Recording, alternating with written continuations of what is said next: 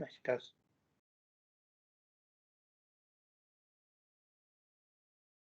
Okay. Right, welcome to those in attendance at this remote meeting of the local review body of Aberdeen City Council. Please note that this meeting will be recorded and published online for public access after the meeting. You are also reminded to note that we have members of the public, we may have members of the public or the press observing today's proceedings. Can I ask those who are observing today's meeting to keep their microphones and cameras switched off throughout? Can all members of the review body leave their cameras on but mute their microphone when not speaking? As the local review body contains quasi-judicial business, members are reminded that they should not leave the meeting during consideration of any of the reviews. This meeting has been, this meeting has been convened in response to 3 requests for a review of the decision taken by the appointed officer under the council's schemes of delegation. Members of the local review body have before them copies of the review documents as listed in the notice calling the meeting.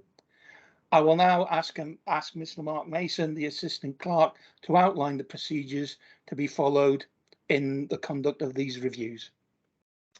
Okay, and just before I start doing that, just in terms of the recording, just to confirm that the members on today's hearing is Councillor Henrickson, who will chair the hearing, Councillor Thompson and Councillor Allard.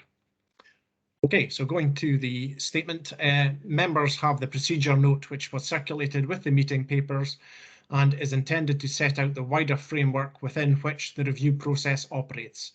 From this, it is clear that the first task for the review body is to come to a decision on whether the review documents contain sufficient information for the case to be determined without further procedure, and by that it is meant without further information or representations. To assist, I feel it would be helpful to mention the following. Firstly, that the regulations governing the local review process require that all matters which the applicant intends to raise in the review must be set out in or accompany the notice of review. Secondly, that the focus of the review should be on the basis of what was before the appointed officer when a decision was made, and only in exceptional circumstances will new or additional matters be permitted to be taken into account.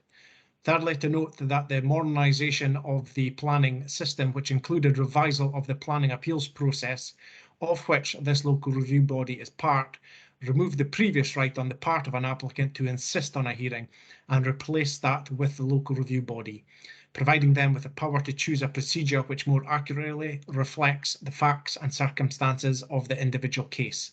And lastly, that guidance issued by the Scottish Government's Chief Planner in 2011 stated that reviews by local review bodies should be conducted by means of full consideration of the application afresh. This review should take the form of a structured discussion led by the chairperson to consider the matter set out in the notice of review before you.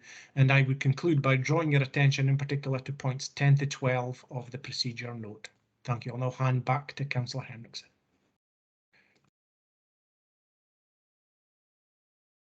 Your microphone's switched on, off, I mean. Oh dear. Turning to consideration, thank you, Mr. Mason, for that. Turning to consideration of the first review in respect of the decision to refuse the application for change of use from Class 10 non-residential institution to Class 9 houses, removal of a single-storey extension, installation of new windows and bifold doors, replacement windows, formation of replacement steps, with wall and balustrade, and erection of a domestic double garage and driveway to the rear at 449 Great Western Road, Aberdeen, AB10 6NL, planning reference 21117 /DPP. We will now hear the planning advisor in attendance, Ms. Lucy Green, who will provide us with a brief description of the application proposal and the remainder of the reasons why the application was refused. Ms. Green. Thank you, convener. I will just share my screen with the presentation.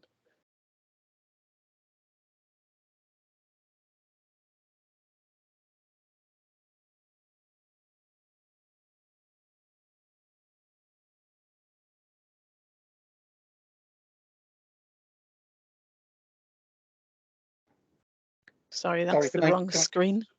Can I just interrupt while we're going through this? I forgot to add, I would point out that Ms Green attends today's meeting to provide us with the necessary professional planning guidance because she has not been involved in the early consideration of the application under review. Ms Green will not, however, be asked to express any view on the merits of the proposed development, and in effect her role will be a neutral one involving the provision of factual information and guidance only.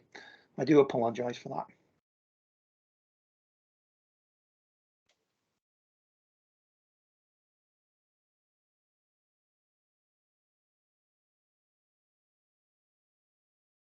Okay, thank you, convener.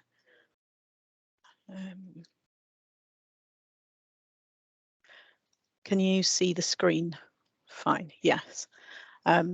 So this application, as the convener said, is at 449 Great Western Road, and it relates to a change of use from a Class 10, it was actually a nursery, to a Class 9, a house. Removal of the extension to the rear, installation of new windows and bifold doors, replacement windows, and formation of steps with a wall and balustrade to the rear, as well as a garage at the end of the plot. The review has been submitted with all the necessary information within the time limit of 3 months following the decision of the appointed officer, which was February this year. The notice of review being received in April this year within the timescale. And the applicant indicated on the notice that no new matters have been raised in the review submissions. So in terms of the procedure by which the review will be conducted, the applicant has expressed the view that the review may proceed on the basis of the information submitted. And I'll provide some background information on the case before handing back to the convener for members to discuss the case and ask any questions.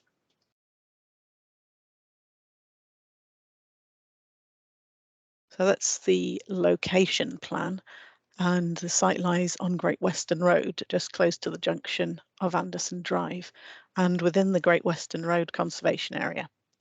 And the adjacent site to the east has been extended and the house subdivided into flats, and there's other houses on the west side as well. So the building in question is a traditional 2-storey semi-detached granite property, and it was most recently used as a preschool nursery. Fronts onto Great Western Road, and there's a service lane just to the south.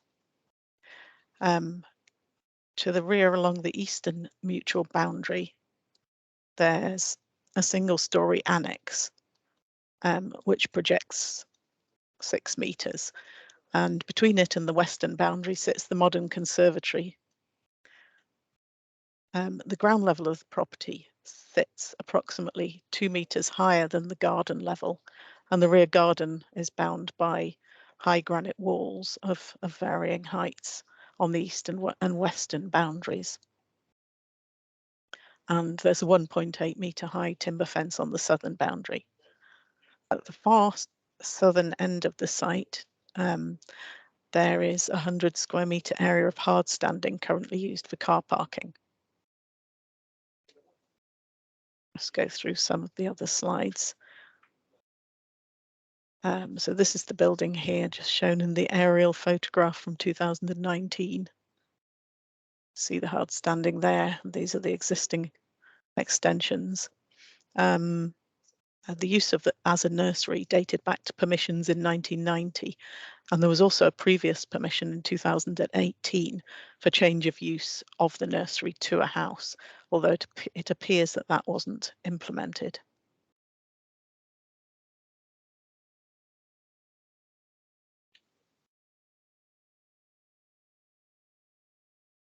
And that's the 3D image, which shows the roofs of the buildings to the rear. So this is the conservatory type, or so-called conservatory, that would be removed.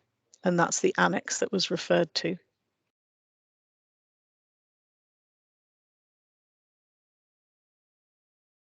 And this is just from street view taken from Anderson Drive to the south of the site, just looking at it, the rear elevation there. You can see just about there the existing conservatory. And this is all within the conservation area.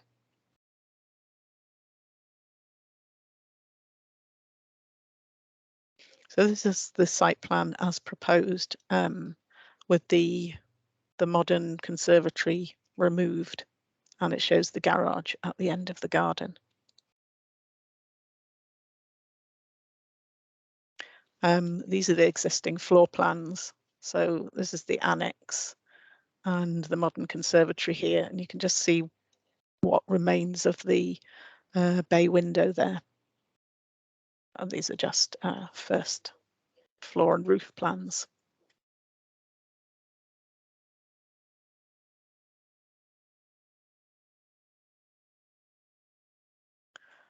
So as I said, the proposal is for change of use to a house and the removal of the rear extension, which you can see here. It's gone. Only this wall to the side remains. An installation of new windows on the front and rear elevations, and also here on the annex, installation of bifold doors. And steps would be formed within the garden with a wall and balustrade, and then there's the erection of the garage at the end of the garden. So the existing conservatory would be removed and the terraced patio area would be created, infilling the area between the western boundary and the annex. And on the southern boundary, the patio would be retained and enclosed by a balustrade, and there would be steps down to the garden.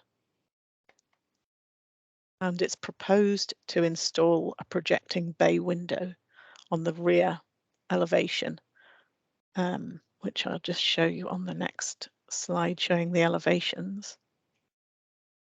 So this is a projecting window, 2.6 meters wide and 4.4 meters high. And it would be similar style glazing to the annex. And it's proposed that the framing material is powder coated aluminium. In addition, the other windows, those would be UPVC windows, would be replaced with timber sash and case. And the proposed garage, which I'll come to on a future slide, just the side elevations first. So that's showing the alterations to the annex there. That's as existing and as proposed. On the front elevation, if just note that the replacement of that door with a window, that's actually set right back at the level with the rear elevation.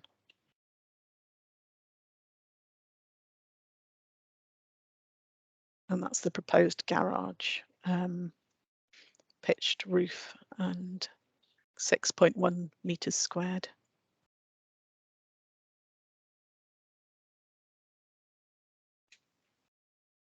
And these are just the cross sections of the proposed sash and case timber windows. So in terms of consultations, there were no objections from either the roads team, the waste team, or the community council. And there was one neutral objection, representation, received, and it related to showing dimensions for the garage.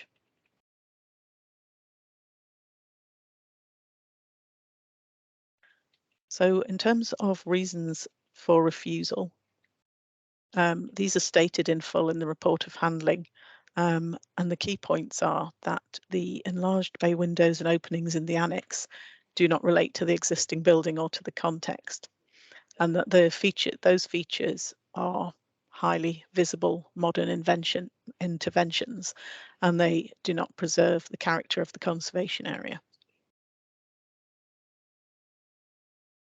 For the applicant, the following points were made. That the proposal would return the property to residential use, and it's therefore supported by policy H1, which relates to residential areas. That the new openings are to the rear, and they're in line with the replacement windows supplementary guidance and also technical advice note on materials, and that they therefore comply with design policy, which is D1. They state that there are no impact on features of historic interest in relation to the conservation area designation, and also that the works are not visible from public viewpoints within the conservation area.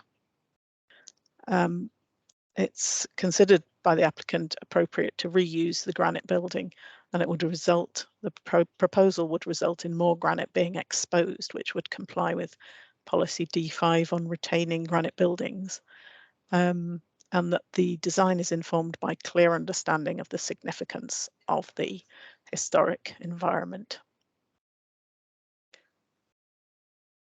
Some further points from the applicant's case. They emphasise that it's an efficient reuse of the site for residential use rather than a house being built on a greenfield site. And they state that it's consistent with other proposals in the conservation area and mention a decision at 427 Great Western Road.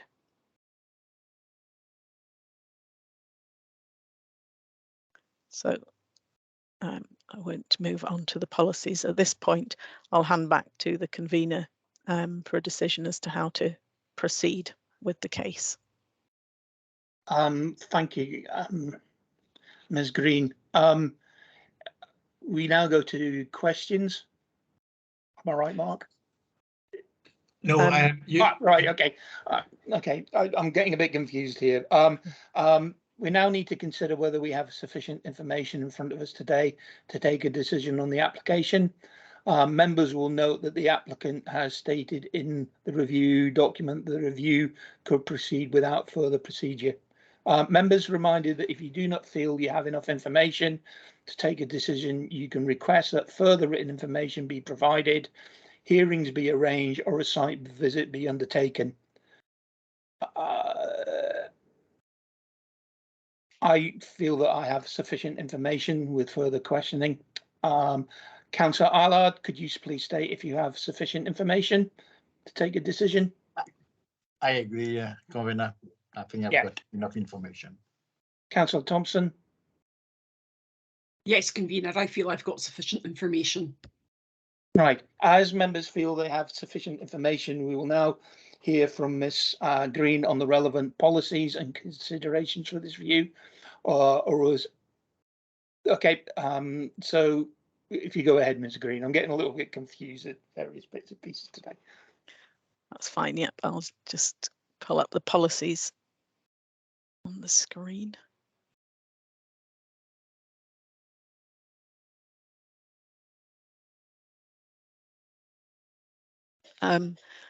So the site lies within an area that's zoned under policy H1 residential areas, and that policy states that residential development is acceptable in principle, and it's subject to various criteria.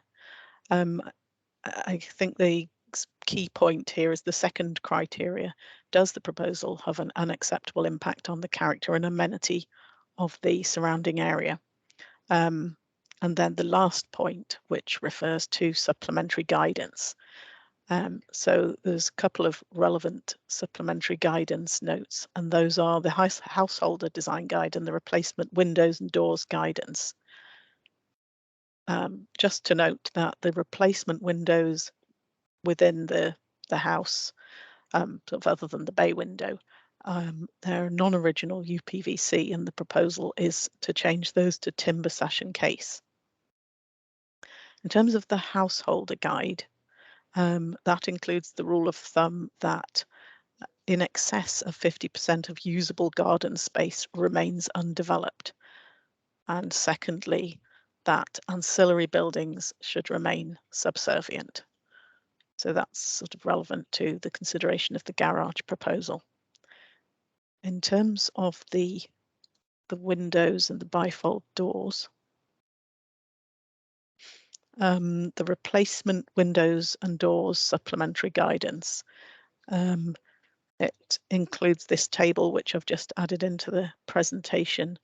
And it states that for widening existing openings, where it notes there are exceptions, but for unlisted buildings and conservation areas, public elevations, so that's not acceptable. It's how, to what extent members consider this as a public elevation.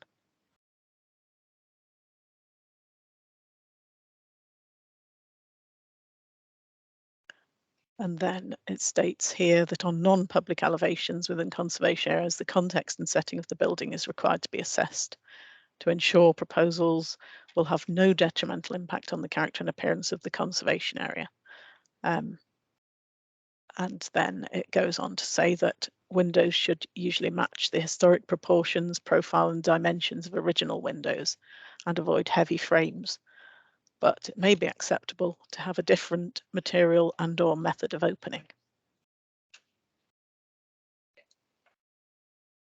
Just moving on to the policy on historic environment.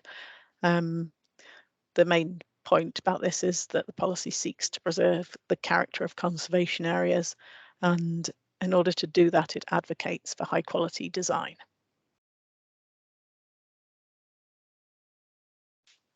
So this is just showing, it's from the Great Western Road Conservation Area Character Appraisal document, and it's within this section of the conservation area, and the sites pointed out by this orange arrow, which I've just enlarged here.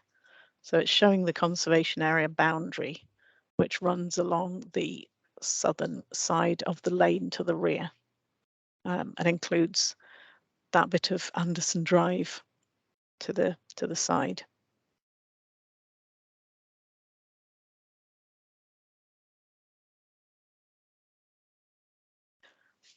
So in terms of relevant policies, I'll look at design on the next slide.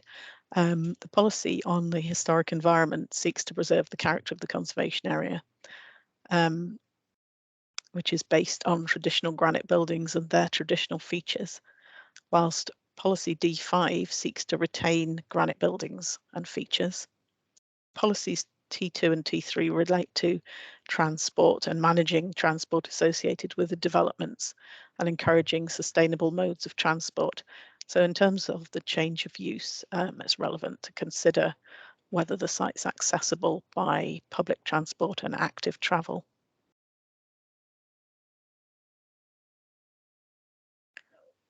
And it's probably worth noting that those policies were not part of the reason for refusal. Similarly, policy R6 requires that developments provide facilities for the storage of refuse on site. So this is the design policy, and it includes these criteria, the 6 essential qualities of good design. States that in assessing design, it's important to take into account the context. So in this case, that's the conservation area and the topography of the surrounding land and the relationship of the site to public viewpoints such as the road. So just a reminder, in terms of evaluation, the primacy of the development plan policies, all applications to be determined in accordance with development plan unless material considerations indicate otherwise, and that each application is treated on its own merits. And finally, the basis for decision, sites zoned within policy H1, and in terms of the historic environment and national guidance, what do members feel about the impact on the character of the conservation area? And also in terms of policy H1, it's the character and amenity of the surrounding area, and also taking into account the relevant supplementary guidance that we've looked at. So overall, does the policy comply with the development plan as a whole, or are there material considerations that would weigh against that? Thank you. I'm happy to answer any questions. Thank you, Ms. Greens. Are there any questions? No. Councillor Allard, you just your hand just popped up just a fraction before Councillor Thompson. Sorry, Councillor Thompson. Thank you very much, Convener. Just to have a clarification, there is a raft of policies there which as a reason for the recommendation of refusal. I would like some clarification on the D41. It says to protect, preserve, and enhance.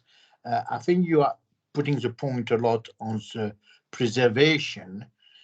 I just want to have some comment on the enhance of historical environment. Yeah, I mean, the duty is to preserve or enhance. So I suppose preserve is to the status quo would remain.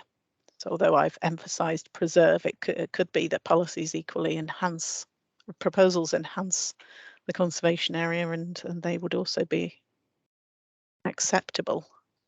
I don't know if that's what you're looking for really in the terms of an answer. No, I didn't see in the reason for recommendation anything about the enhancement. Am I to believe that it doesn't enhance at all? Is what I wanted to be that to be confirmed. Yes, I mean, I suppose I kind of set the bar at preserving because that's just retaining the status quo rather than talking about enhancing. But they're both. The duty is to at least preserve or enhance. Okay, our duty is to enhance as well. So yes. I want to make sure that is confirmed. That even if we didn't have if the preservation one was not strong enough, there is a enhance one which is part of the duty as well. Thank you for your answer. Yes, I mean it doesn't have to be the case that it enhances. It's enough for it to preserve the character to comply. Thanks very much. Councillor Thompson. Thanks, convener. I've got a query about talks about here about the rear elevation.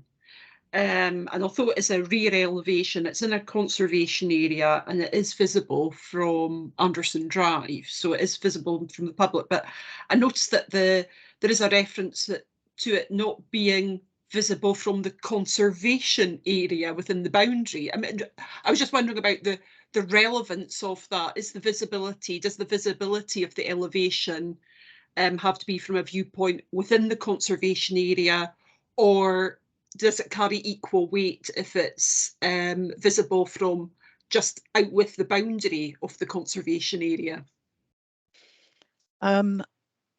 I mean, either would be relevant, both would be relevant. I think if it's visible from within, then it's probably a greater emphasis on the impact on the conservation area. And that's why I put in that slide just showing exactly where the boundary is, because it's the south side of the lane.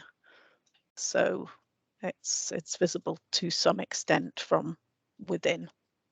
It's just what you consider to be a public viewpoint, really. It's kind of a matter of judgment.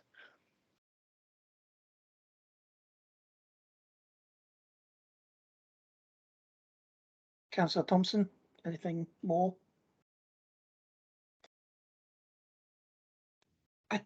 Thanks, convener. I did have another question, but I think Councillor Allard's question has kind of covered that, right, the relationship between preserve and enhance. I mean, I understand that the works will expose more of the historic original building, and it's that balance between what will be an enhancement in some terms, but just the tension between that and the proposed changes. So yeah, I'm talking myself out of a question here, but yeah, it's been answered by you already, Ms. Green. Thank you. Okay, just to remind you, it's questions at the moment. We'll come to the debate or the issues a little bit later. Yeah, Ms. Green, I have a question. Would it be possible to go back or would it be possible to look at an active version of the street view on Google Earth? Would you be able to put that up? Yeah. Just take a minute to. Yeah.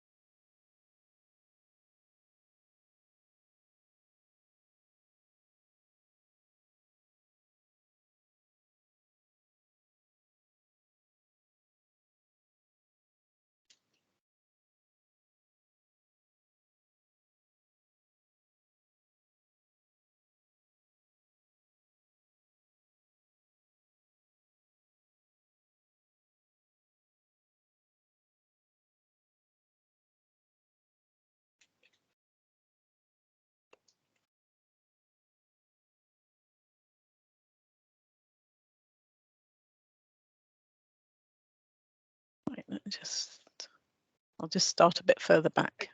Yeah. Right, that's the rear lane. So that's the conservatory. I can drive along the rear lane. Yes, please.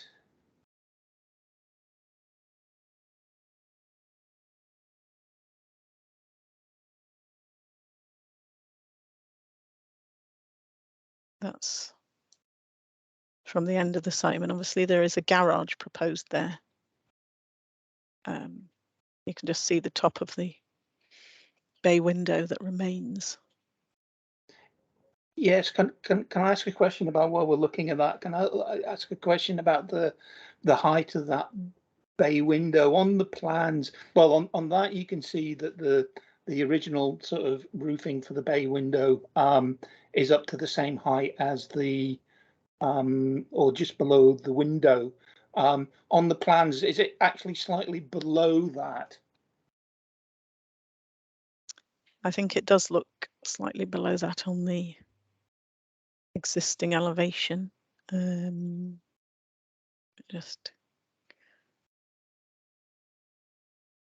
I'll just see if I can drag that onto the. Oh, lovely. Oops. I seem to have sent it off the top of my screen now.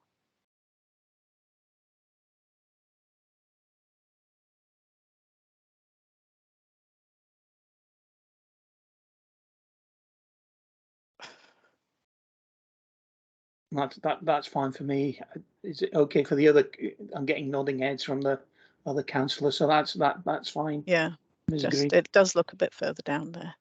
But yeah, and the double glazing on the annex is as it's there. It's going to wrap round that extension. Do we know how far round it's going to wrap around the corner? it comes about halfway across the Halfway. end, yeah, of the annex. I can just drag that across again. Don't know. Right. Okay. Yeah, so it's approximately halfway across. So we would actually see more of the back of the main part of the building once the current extension is gone. Yes, you would see more of the rear elevation at that level of the original granite there, to either side of the window. Thank you. That's all the questions I have on this. I just have one question on the replacement of the door at the front of the building to the annex. If we could get, sorry, if we could have a look at that. Yes, that's it. Oh. Oh. Right, sorry. I'm just going to try and make it a better size. If it's of any help, I think I'm finished with the street view unless any of the other councillors have got. Yeah, that's the door. Yeah. How It's set far right. Yeah, sorry. Yeah, I was going to ask how far back is that actually set? It looks like a considerable distance on the plans. I just wondered if we've got I can't see a distance, but It's set right back at the rear elevation. I'll just get the plan.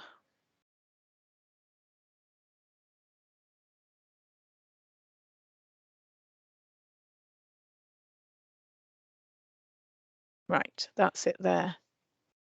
So Right. you're looking right down the side of the house to see it, which on the elevation it looks as if it's in line with the front, but it's actually right down here. Okay. Thank you. Is there any further questions from the members?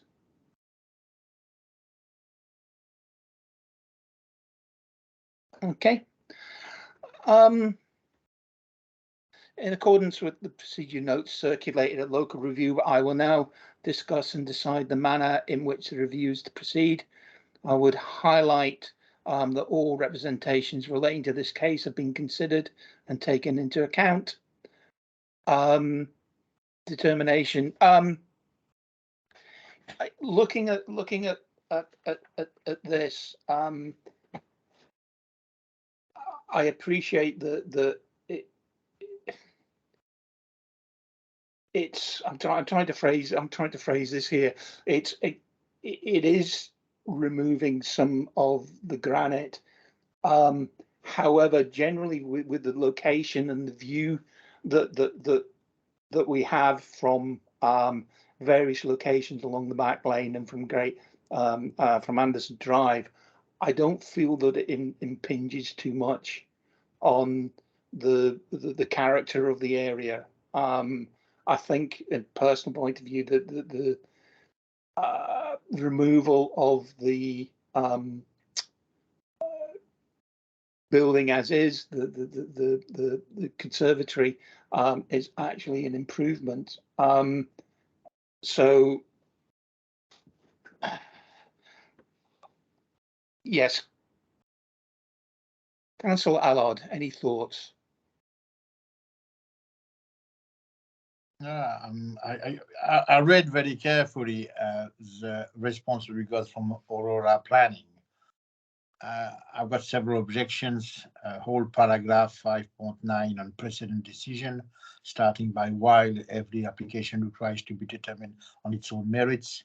I would encourage anybody else not to read after this, because I would say that this has to be taken on its own, and I do object to having to compare with neighborhood, what's happening in the neighborhood.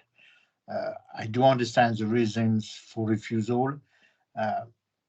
To my mind, it explained very clearly. As I said early on, it's not only about the enhancement, but the preservation.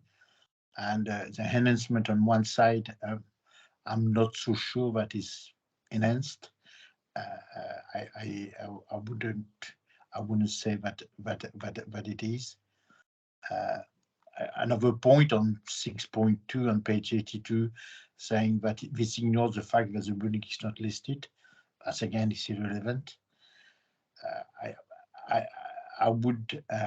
I would, so far, unless the convener can persuade me of the contrary, would follow the officer's recommendation. Councillor Thompson? Thank you, convener. My thoughts are, I mean, it's good to see, and I know it fits with current council policy, buildings being brought back into residential use and the preservation of granite buildings.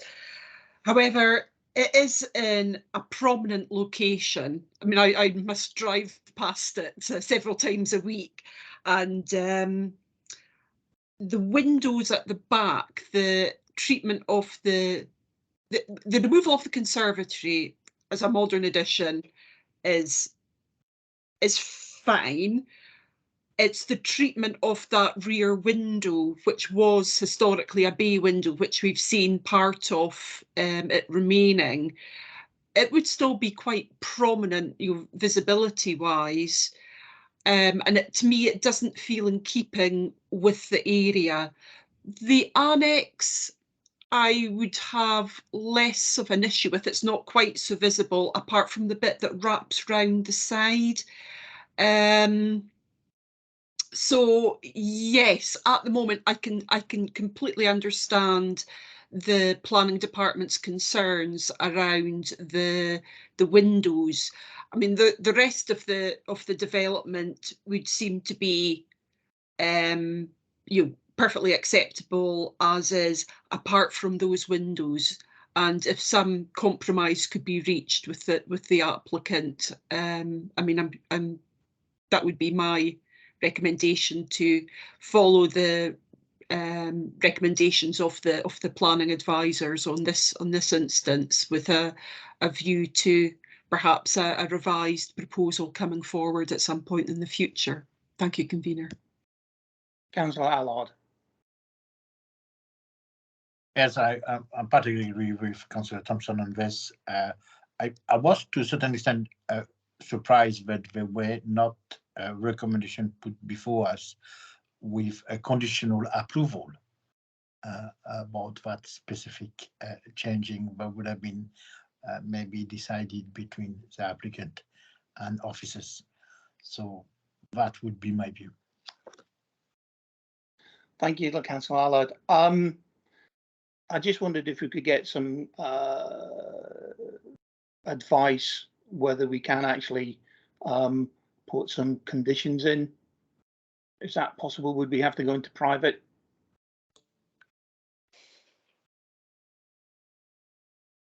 Yeah, you can certainly put some conditions on. You can adjourn to do that.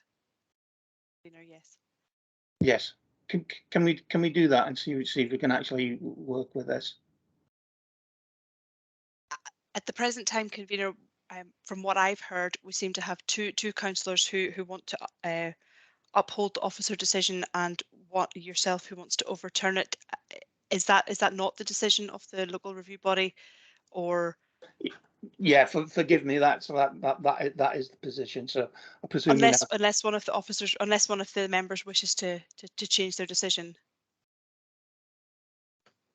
No, sorry, this is very new to me. So Mark, now suppose we now go to, I would move that we overturn the officer's recommendations. So that would be the motion, Mark? Yes, correct. So if yes, it's clear that you were the one that was going to overturn. You've made that decision now. Yeah. So if we could just go to Councillor Thompson and Councillor Allard, and they can make their decision there. And then obviously, if it is overturned, the recommendations, then we could be looking at conditions. But if it's not, then we don't need to do that. Right. Thank you, Mark. Councillor Allard. Yeah, this is the only way, thank you, Mr. Mason, for us to seek a possibility of having approval with conditions. Then I will go down that line, but I will not agree having an approval without any conditions. Thank you. Councillor Thompson. Thank you, convener. I would echo what Councillor Allard says, that yes, but we would need to have very specific and strong conditions around the windows at the back if we were to overturn the councillor's recommendation. Yeah, we're still slightly confused. You need to make a decision on whether. Do you want to hear possible conditions to overturn? Is that what you're trying to say, rather than refuse it just now with what's before us? Because there's no need to if you want to refuse straight refusal, then there's no, as I say, there's no need for the conditions. But if you are thinking, can conditions make it better so that you can approve the application, then we can maybe hear from Lucy Green on possible conditions that could be provided. What is it that you're thinking? What sort of condition might make the scheme acceptable? Thank you, Lucy. I just want, well, I'll let Councillor Allard and Councillor Thompson take this on. Yeah, I think Councillor Thompson has been very clear, and I backed her up on this. It's only for one feature that we would like to have the condition on. So I don't know if it's can we defer the decision, or can we put condition on now? So you would want a condition that considered the proposal for the sort of modern style bay window to change that design. Is that what?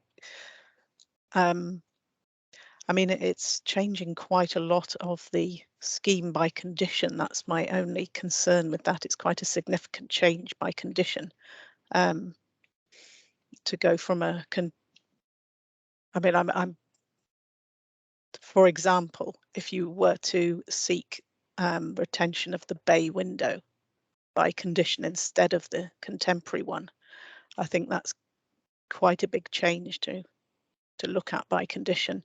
It would probably be more likely as a possible future application.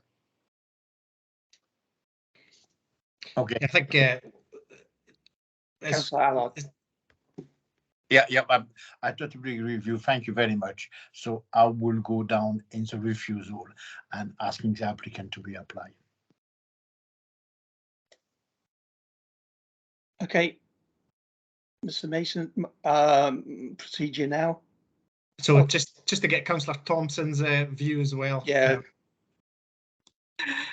Yeah, I was a bit slow putting my hand up. Thank you, convener, and thank you, Mr. Masson. Yes, if it's something that cannot be handled adequately under conditions and would be more work than would reasonably be expected to be implemented under a condition, then yes, I will go with my original decision, which would be to uphold the planning officer's decision to refuse. Thank you. Back to you, Mr. Mason. Okay, that's clear to me now that we've got two refusals and one overturning. So in terms of the decision, it's a majority that the application is refused by 2-1.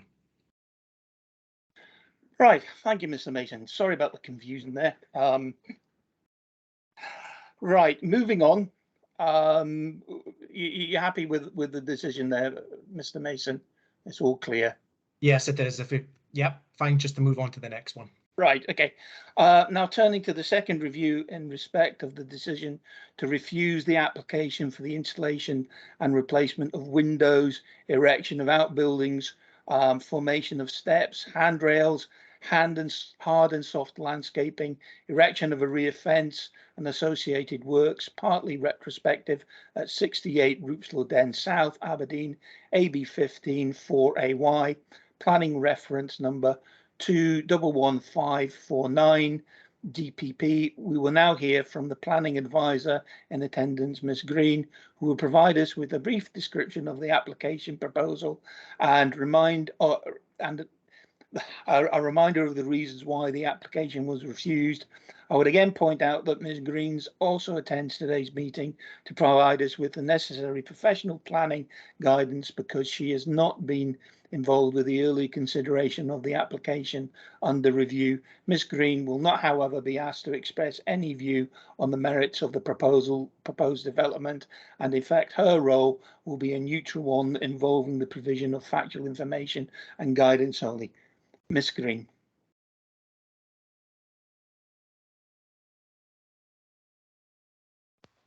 Thank you, convener. Right, I'll just share my presentation. Give me a moment.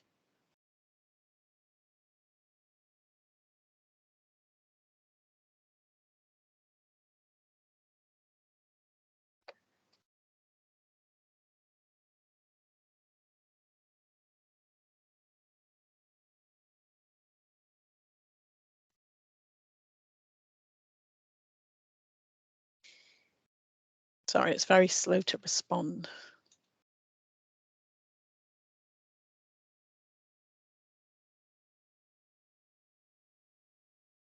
And it's sharing the wrong screen. Sorry, I've got to swap the screens over again.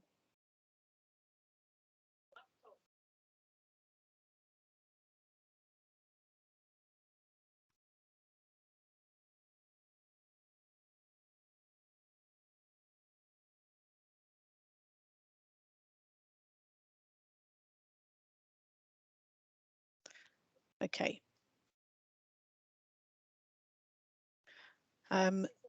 This review is into the condition which relates to reinstating of a granite wall on a planning permission for the installation of replacement windows, erection of outbuildings, formation of steps, etc. at 68 Rubislaw Den South. And the review has been submitted with all the necessary information within the time limit of 3 months following the decision of the appointed officer. So the application was approved subject to condition on 24th of January this year, and the notice of review received 13th of April this year. So that was in time. And the applicant indicated that there are no new matters that have been raised in the review submissions. In terms of the procedure by which the review will be conducted, the applicant has expressed the view that the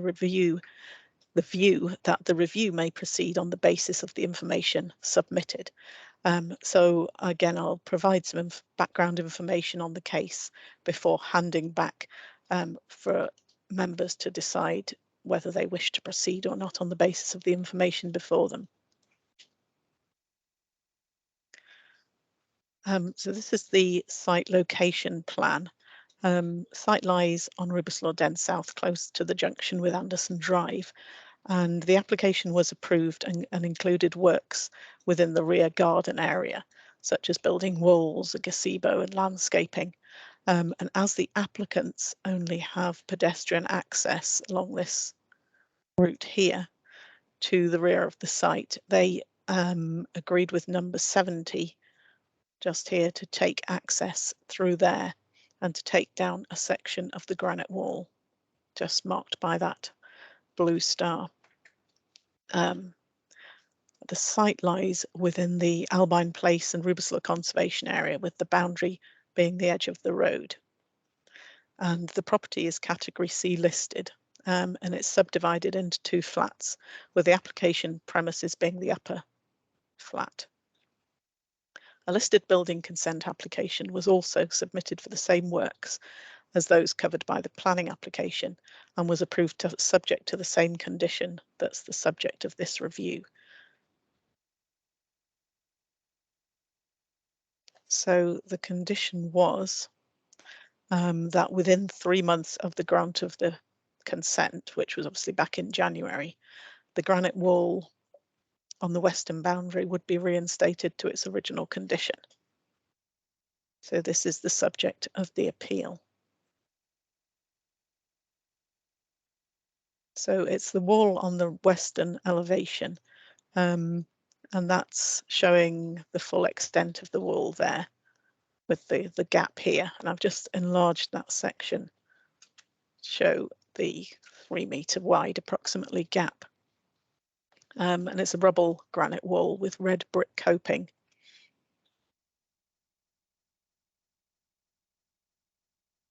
There's a couple of photographs of the site taken from the applicant's submissions, just showing the gap in the wall. And that's taken a bit further back, showing the gap there.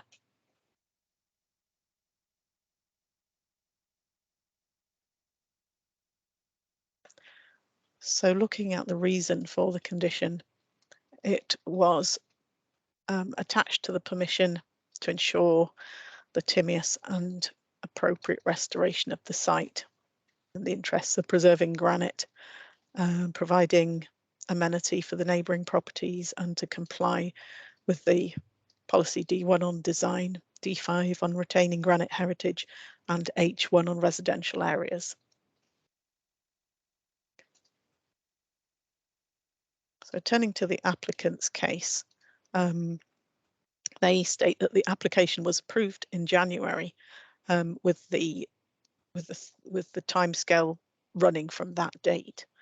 And they would only seek to extend the date of reinstatement. They say that they fully intend to reinstate the wall and would seek a longer timescale of 8 months from the approval, which would take us to 24th of September this year.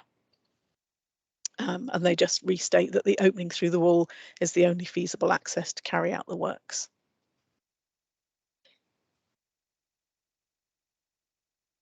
So the relevant policies, sorry, I'll stop there and return to you, convener, for a decision as to whether you wish to proceed. Thank you, Ms. Green. We now need to consider whether we have sufficient information in front of us today to take a decision on the application. Members will note that the applicant has stated in the review document that the review could proceed without further procedure. Members, remember that if you do not feel you have enough information to take a decision, you can request that further written information be provided, hearings be arranged, or a site visit undertaken. I feel that I have sufficient information to proceed. Councillor Thompson? Thank you, convener. Yes, I'm happy to proceed. Councillor Allard? I'm happy as well, convener. Yes, as members feel that they have sufficient information, we will now hear from Ms. Green on the relevant policies and considerations for this review. Okay, thank you. So I'll proceed with the policies.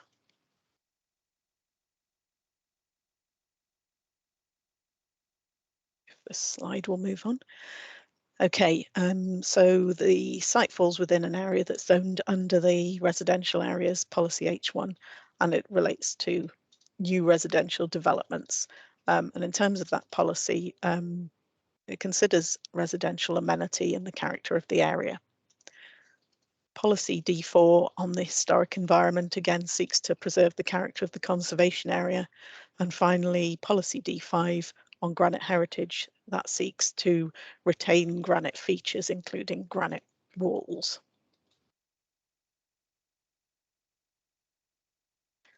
And again, this is the same slide, just reminding members of in terms of the evaluation, the primacy of the development plan, with applications being determined in accordance with the development plan unless material considerations indicate otherwise. So that would apply equally to conditions.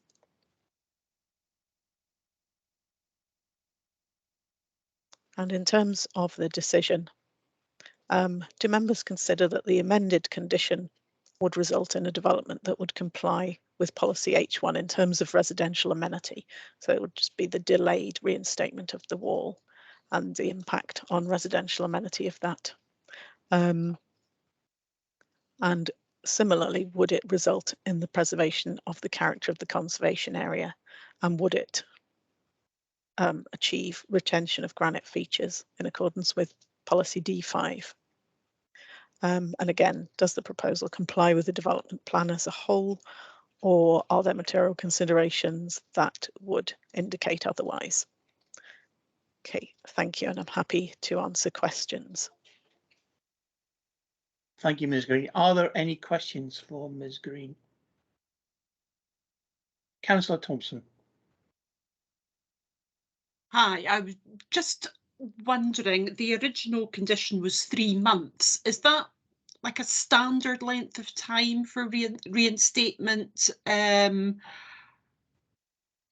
Yeah, I mean, just that, I suppose that's my question. Is that like a standard length of time to allow for reinstatement of a feature such as a granite wall? No, I wouldn't say that it was a standard length of time. I mean, it's not a well used enough condition for there to be a standard. It's probably quite a short length of time, to be honest, considering it started in January, compared to conditions that we'd be normally applying, considering that the applicant, has several years to implement the permission.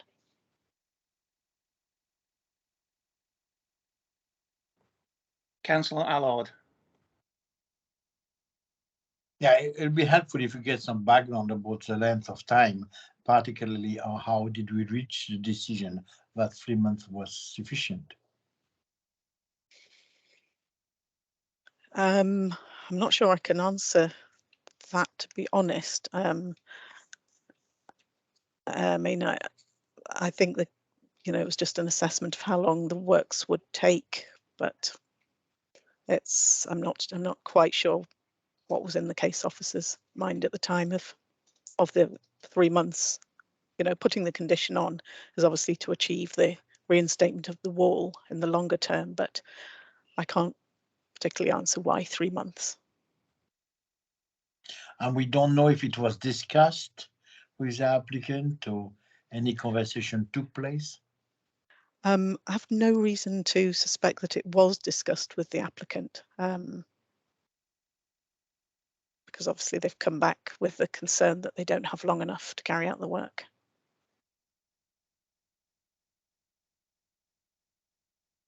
It's very difficult. I can't see me asking any of the questions as that comes to the crux of the matter. So we are a little bit in no man's land here. it makes it a bit difficult for us, but thank you very much for that. Thank you, Councillor Allard. Is there any indication from the applicant that this will actually be enough time to complete the works? Because presumably, if there was any further delays, it would come back to us for an extension of the condition again. I mean, the applicant has applied for this period of time, taking it up to September. So I assume that that's sufficient time for them to complete the works. Right, thank you, Ms. Green. Right, in accordance with the procedure notes circulated, the local review body will now discuss and decide the manner in which the review is to proceed. I would highlight that all representations relating to this case have been considered and taken into account. Yeah, for me, this is a relatively simple one, bearing in mind how long it can take to get people organised to do work. I would be minded to accept the recommendation and prove conditionally and extend the condition for another 3 months.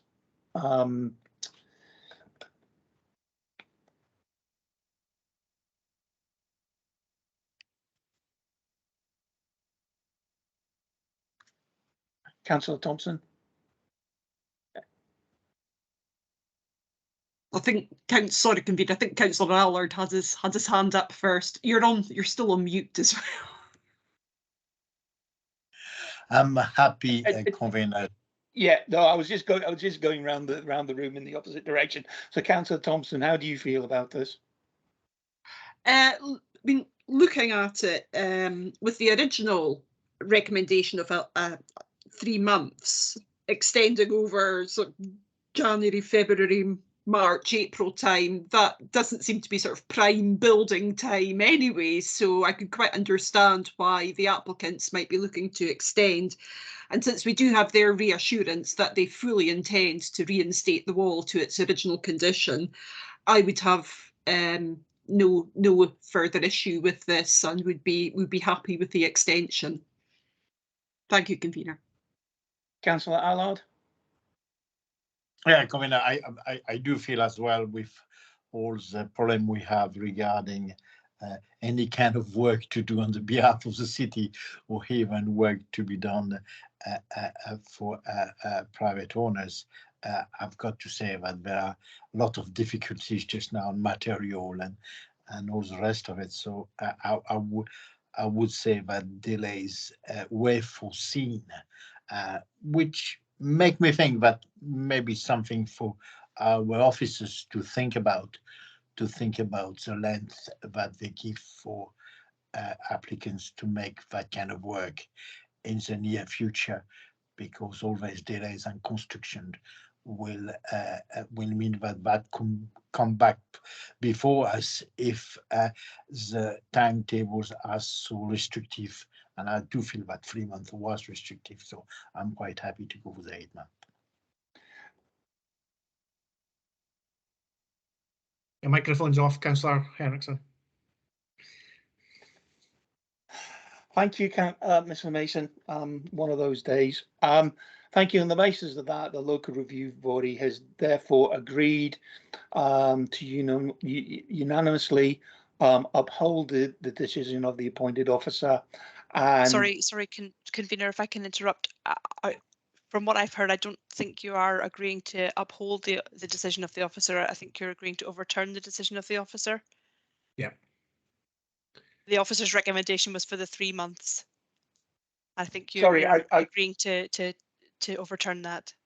Sorry, I was just looking at the recommendation on the thing and it says approve it conditionally.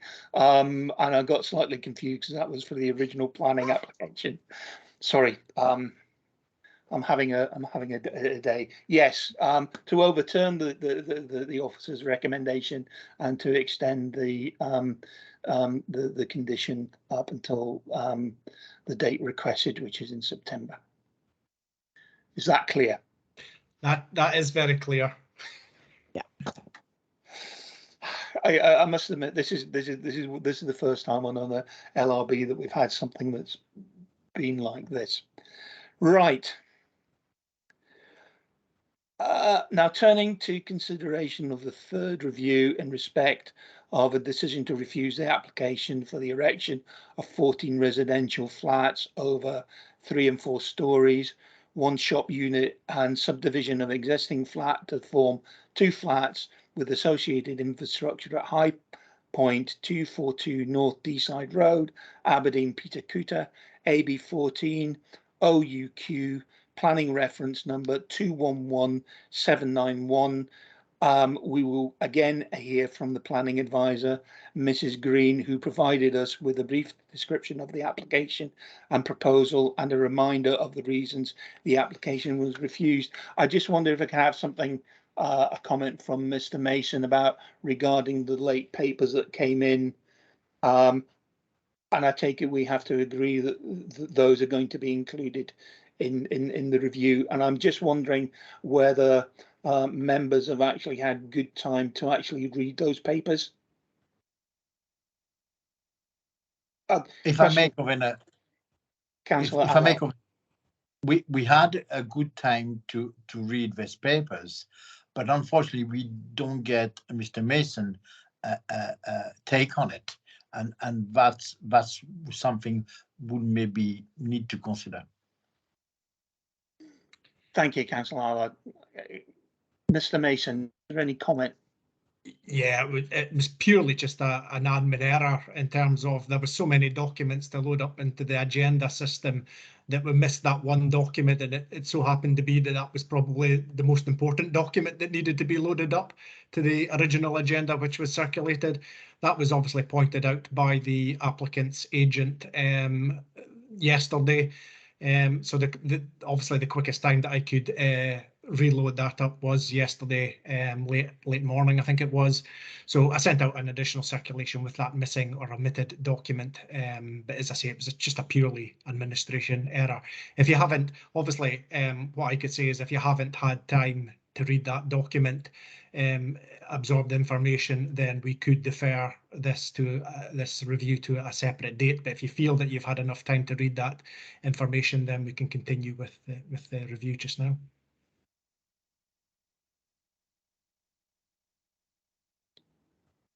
Is that sufficient, Councillor Allard?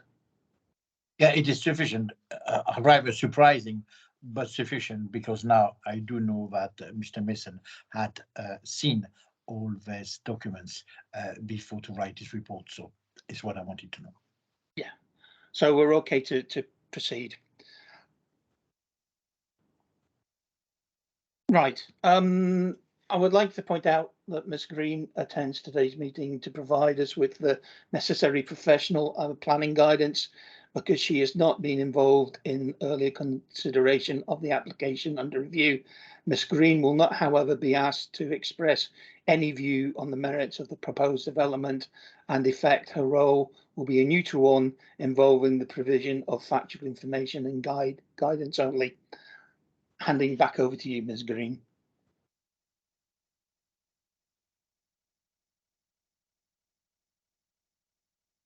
Thank you, convener. Just let me sort out my presentation onto the screens.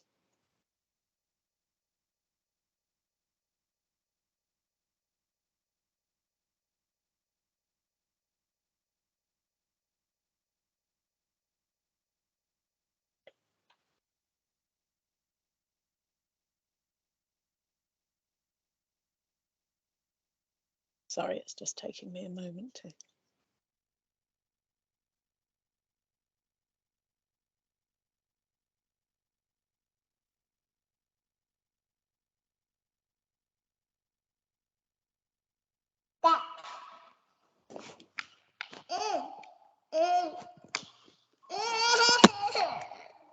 Hello, okay, David. I think your microphone's been switched on. Can you switch that off, please?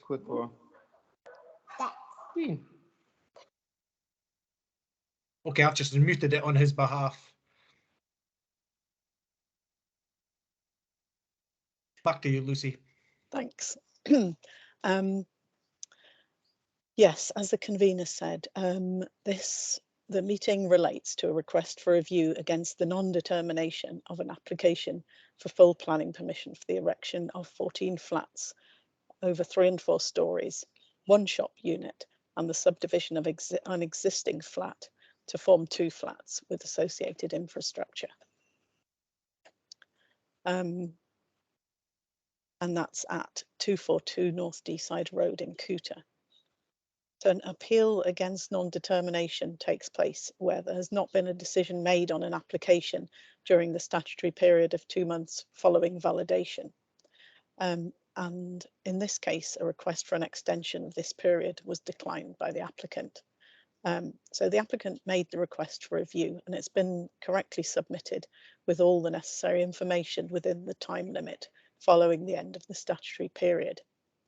And whilst no new matters have been raised in the review submissions, a case officer's report was submitted. That's obviously not, it's a report of handling a draft.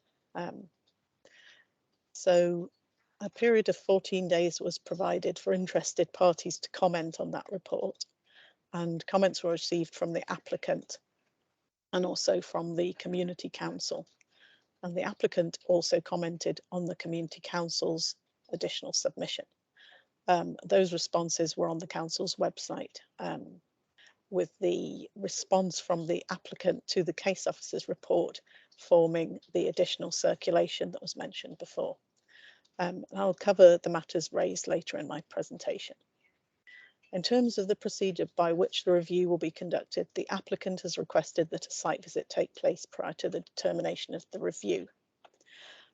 So without further ado, I'll get on with my presentation and describe the site and proposal. And after that, hand back to the convener for members to decide how you wish to proceed.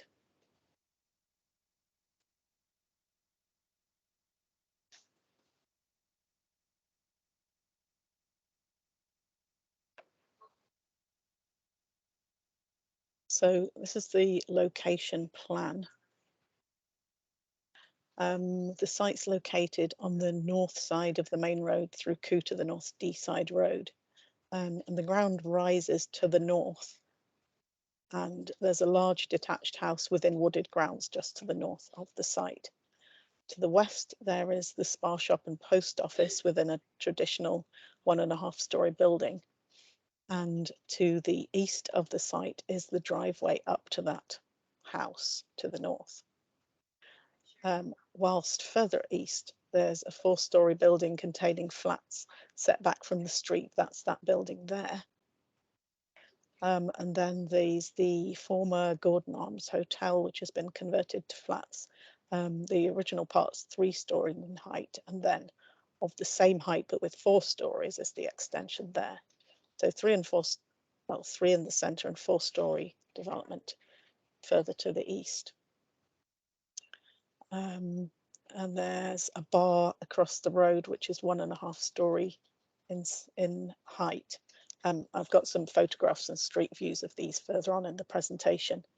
There's also a row of single-story shops on the opposite side of the road, and these are what appear to be 2-story houses and flats on the opposite side of the road. Because of the way the land falls, they're actually 3 stories at the rear. And then there's the 3-story development that's taken place and contains the co-op just in this site that's shown as a gap. So it's 3 stories on the North Deeside Road frontage. Because of the way the land falls, it's 4 stories at the back.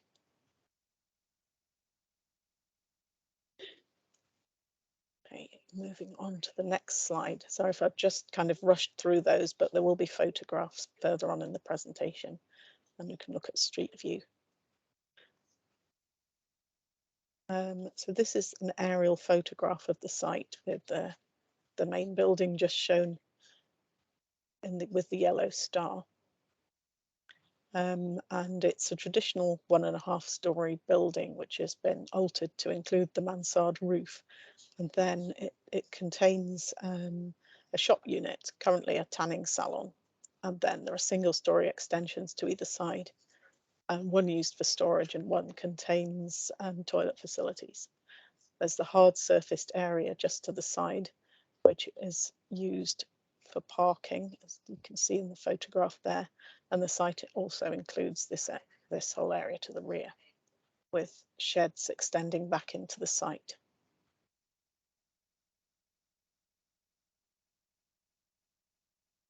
And that's the street view from this year from North Deeside Road. So in the building at the moment is a tanning salon with a flat above, and the flat's accessed via steps at the rear. And although it can't be seen here, there's a change in levels of approximately 3 meters between the front and the back of the site, so the northern end of the site. That's a 3D view. The 3D images aren't particularly good in this area of Cooter. But you can see the various sheds to the rear. And within the documents on the website, there's also a site photographic record, which I can show later if members wish to see that. And it can also be seen that the area to the east is used for parking, as you can see there. And there's lay-by parking in front here.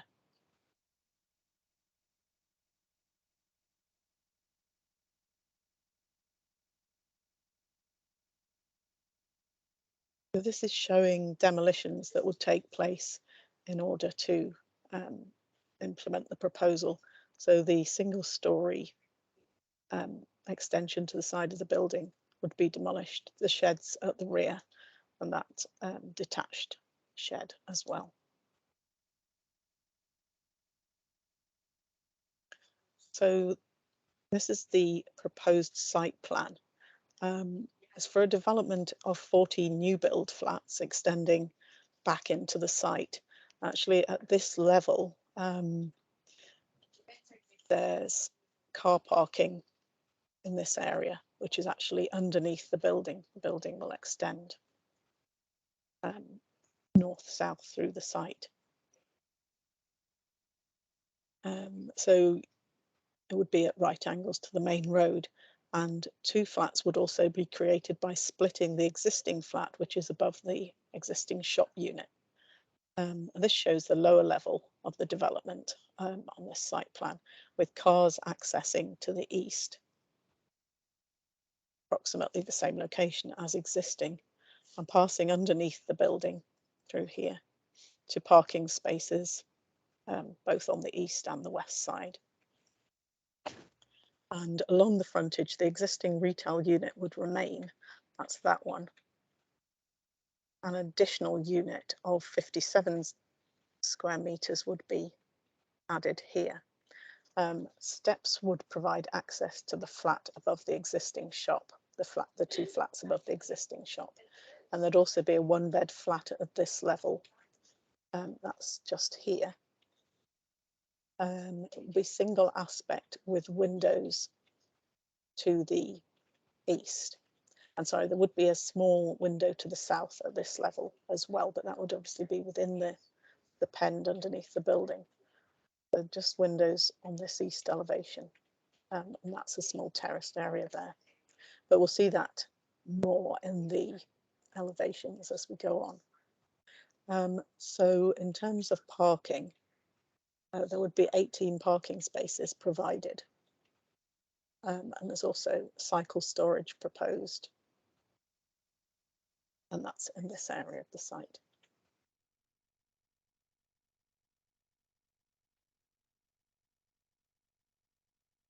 That's showing the landscape plan and the extent of the footprint of development with the existing shop here. And the landscape plan shows planting of grass, hedging and some trees. There's 2 parking spaces actually underneath that decked area just there, shown by the dashed line.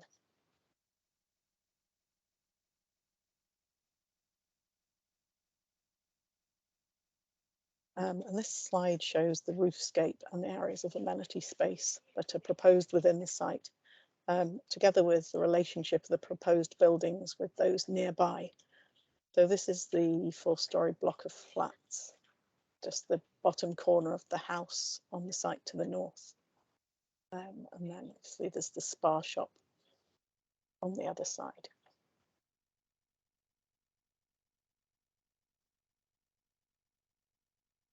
This is the ground floor plan. I'm just going to run through all the floor plans first.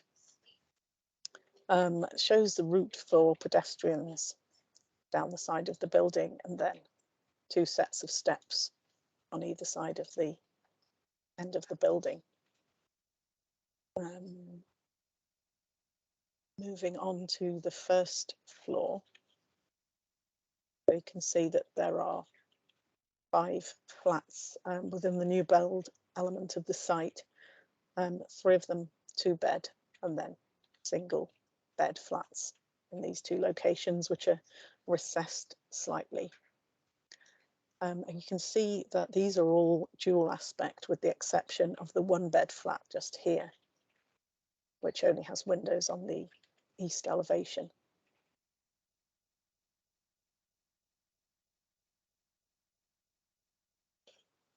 The first and second floor level, which is shown here, are very similar, with flat 10 also being single aspect and the others having windows to at least 2 sides. This flat would have windows on 3 sides.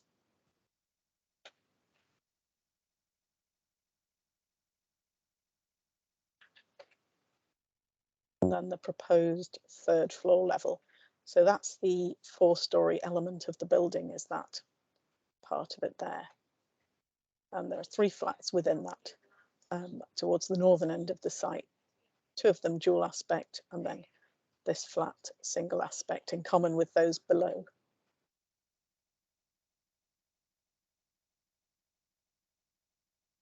And that's the roof plan showing the flat roofs and then alternate flat roofs with sort of pitched edges.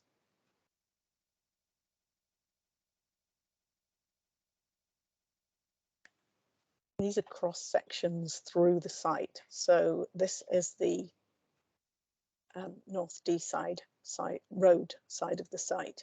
It's the shop unit there with flats above. And you can see how the building would rise to 4 stories at the northern end, at this end of the site. This is a 3-story element, but on raised ground.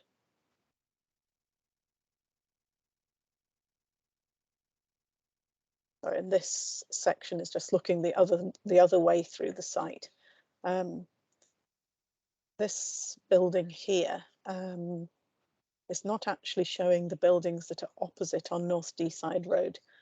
I can only assume that it's buildings further west on North Deeside Road, because that would be the correct location. So that's not showing the relationship with buildings on the opposite side of North Deeside Road.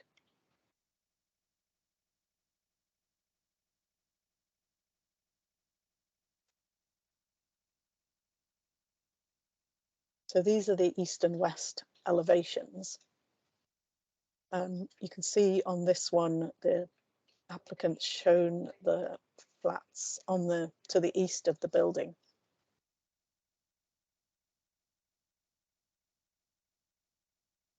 So the proposed materials are granite cladding in the lighter grey colour, flat seam metal cladding, that's the darker grey, glass balustrades to the balconies, aluminium windows with grey frames.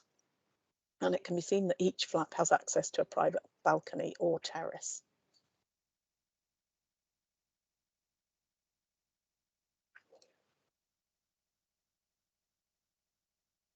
So that's showing the elevation on North Deeside Road, the south elevation. And then the north elevation.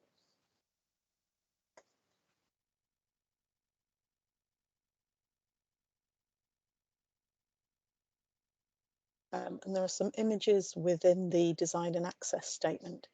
So I've just added these into the presentation rather than jumping to that document. So it's before and after of the site. And you can see on this image, the after image, it's worth noting that from this particular angle, you can't see the 2 recessed sections of the building. So you can see these which project slightly further east, and then in between those, there's 2 further sections.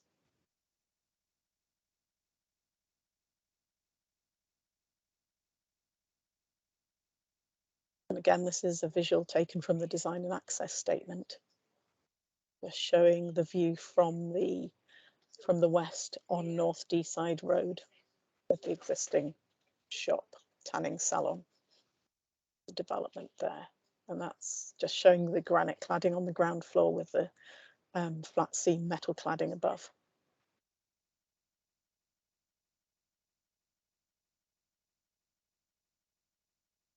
Further visual from the design and access statement, just looking at the North Deeside Road elevation with the shop unit on the ground floor. You can see the pedestrian access there, which is between pillars through to the back of the site, and the vehicular access here.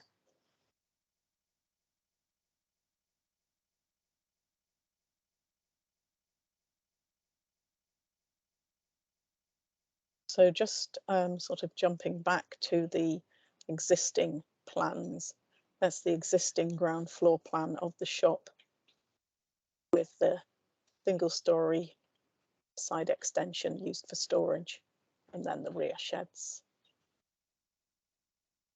Just to show you these for information, the existing first and second floor plans, that's the area that would be split into 2 flats, currently 1 flat.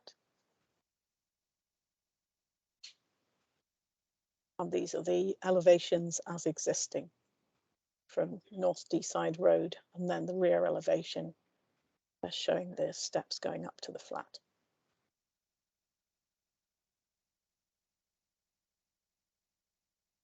And that's the existing cross sections. So looking at this one, this is North Deeside Road here, and the existing shop and single-storey side extension. You can see how the site rises towards the north. And then looking the other way, this North Deeside Road is just here. That's the existing shop. And then you can see the outline of the flats that are to the east of the site, the house to the north.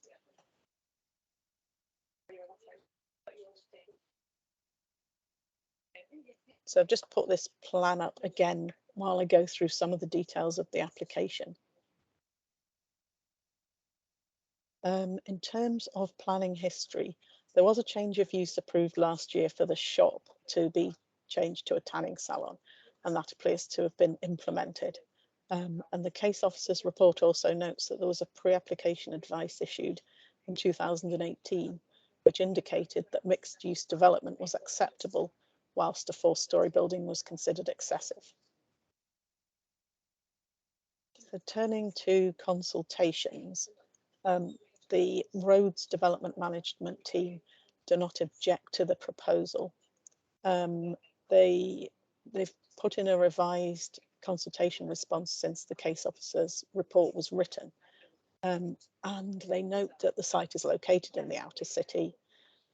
It doesn't lie within an area of any form of controlled parking. They note that 18 parking spaces would be provided. And although that is below the standard is a maximum, and it's considered that that number of parking spaces would be acceptable, taking into account the provision of cycle parking, the proximity to public transport on North Deeside Road, and also the walking distance to local amenities. Following further details, they confirm that the parking spaces are acceptable in terms of their dimensions. And with regard to the proposed vehicle access to the site, it's stated that the bus stop could be relocated slightly further east, and that could be conditioned if the application were approved. In terms of accessibility, they consider cycle access and connectivity and walking and public transport all to be acceptable. In terms of environmental health, they were consulted and had no objection. There was they advised that the proposed development is located close to a busy road, with the proposal could be impacted by road traffic noise, but there was a noise impact assessment submitted, and they agree that with the mitigation measures in that, if they were to be conditioned, then the application would be acceptable from their point of view. The council's waste team were also consulted. They had no objection.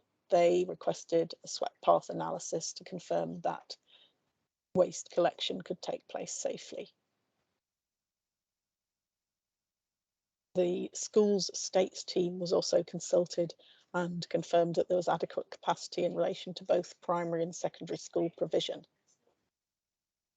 The council's housing team also had no objection and advised that the local development plan policy requires a 25% affordable housing contribution from all housing developments of more than 5 units. So where developments are less than 20 units, that provision may be off-site or on-site or by commuted payment. The developer obligations team was consulted, and they responded advising that contributions would be required towards core paths, healthcare facilities and open space, in addition to the provision of affordable housing. The council's contaminated land team were also consulted and had no objection. The applicant had submitted a site investigation, and the contaminated land team were happy that no further intrusive works would be required. Scottish Water also were consulted and had no objection. and Police Scotland provided some comments regarding the design solution in relation to crime and security.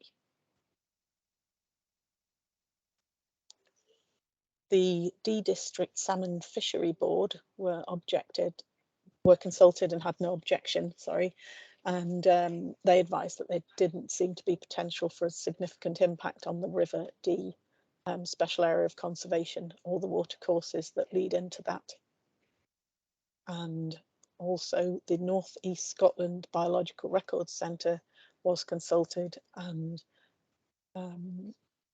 advised that there were no species records related to the site or protected species present. They did identify that there were some protected species nearby, for example, red squirrel. So turning to the Cooter Community Council, they objected to the application on the basis of overdevelopment and also car parking concerns. They considered that the scale and design of the proposal would be inappropriate to its context, and they expressed concern regarding potential conflict with policy regarding affordable housing and also the need for low carbon emission development in terms of the policy on low and zero carbon emissions.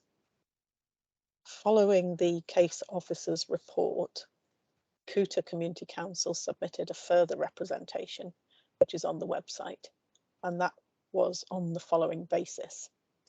They stated that flats are not needed within the area.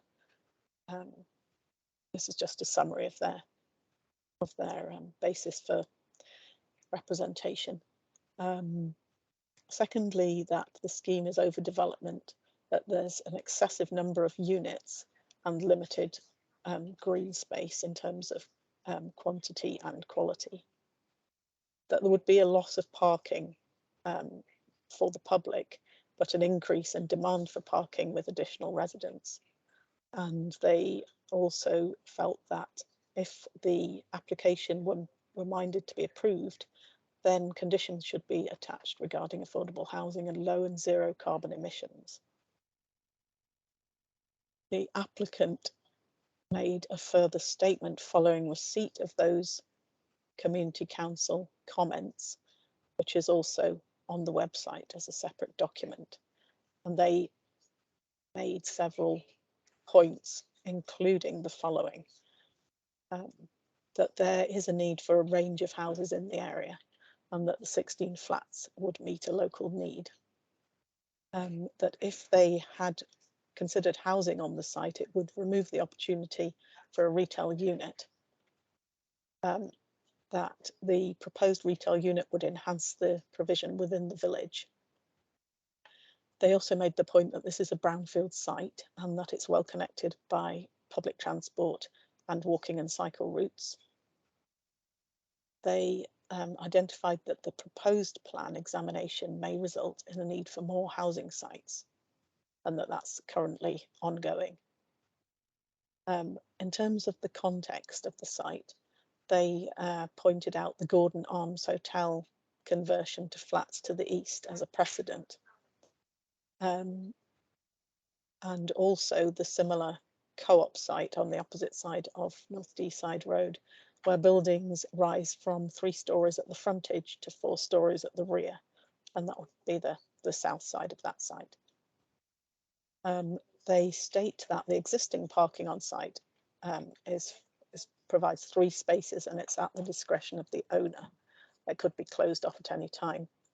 And that they state that proposed parking within the site would be made available to the public.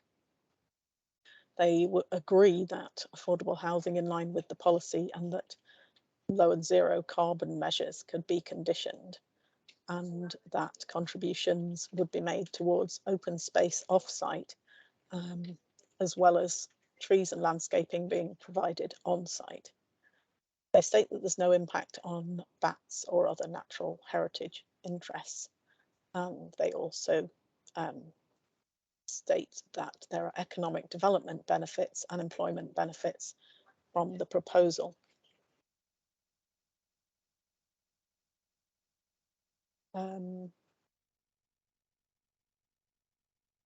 There were also 3 representations to the application.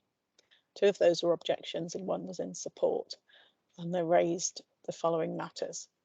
That there's inaccurate information submitted, in particular shadow analysis and public transport information. That the development proposed is of an excessive scale in terms of the height of the building. That there's insufficient evidence of carbon reduction requirements. That there is inadequate electric vehicle charging provision. That there's inadequate on-site car parking provision. And that the proposal would result in a reduction of car parking provision on North Deeside Road. That there'd be overlooking and loss of privacy to adjacent residential premises and garden. That there'd be loss of sunlight to adjacent residential premises. And that there would be an adverse impact on adjacent residential property due to noise and lighting associated with the proposed car park. Also, loss of views from adjacent residential property to the west, with the owner of the adjacent property to the south welcoming the proposal, as it would result in redevelopment of a rundown eyesore and the provision of new retail and residential accommodation, which would be a positive addition to the village.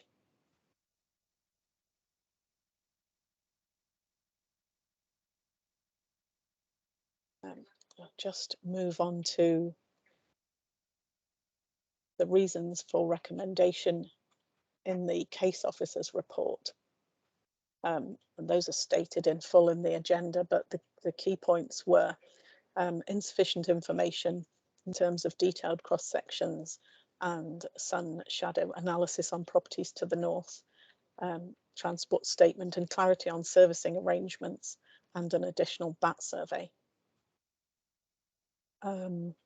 Residential amenity, reason for refusal, that the site would be overdeveloped.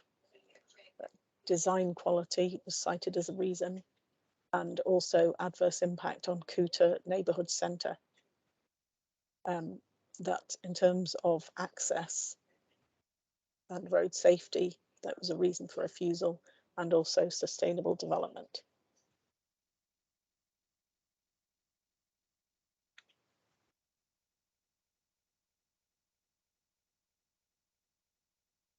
So turning to the applicant's case,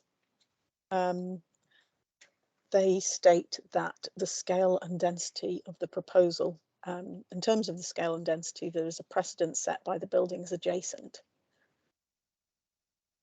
Impact on retail centre, they state that there is a proposed retail space within the development and that the size has been maximised, and that customer parking would increase because they would make the spaces in the development available to the public. In terms of residential amenity, it's stated that the adjacent house to the north is at a higher level, and the report includes shadow cast analysis. They state that daylight is acceptable to the proposed flats, and in terms of access, the roads service does not object. In terms of the level of parking provision, they state that residents would use public transport, and there's also a car park diagonally opposite, that's on the opposite side of North Deeside Road, to the southwest. They state that the bin store is only marginally outside the travel distance standard for waste collection, that the landscaping is generous, and that tree impact is acceptable and planting is also proposed, and that an additional BAT survey can be conditioned.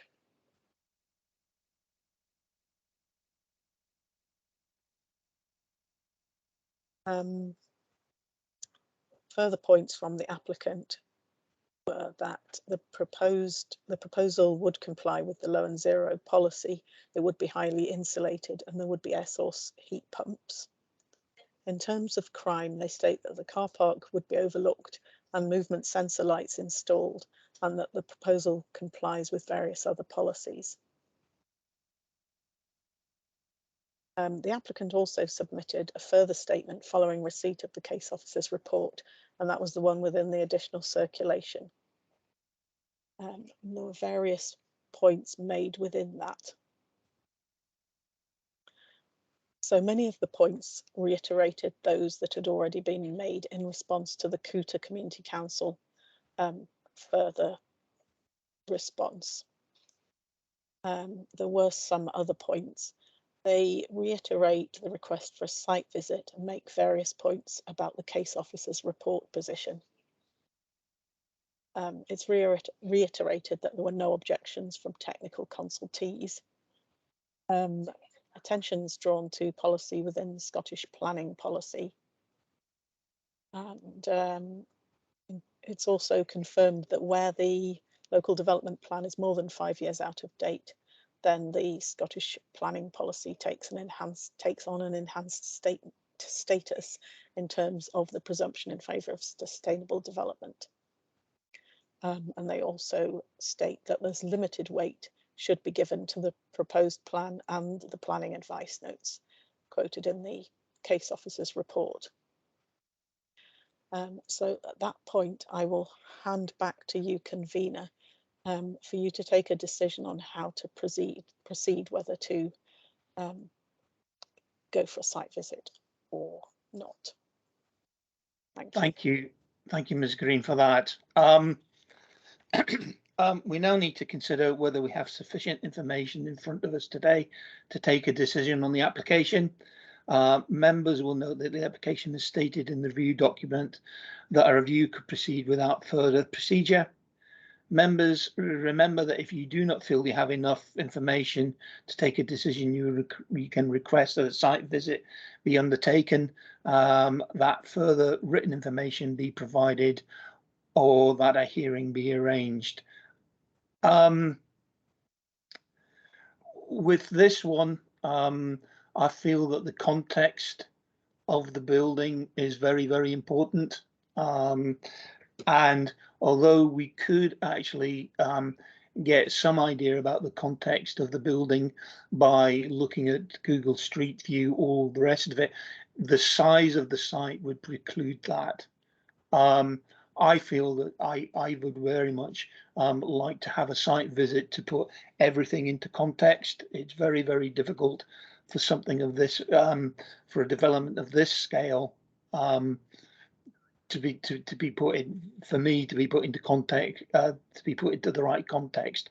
So I would say that at the moment we don't have enough information, and I would put forward that we actually have a site visit. Councillor Allard.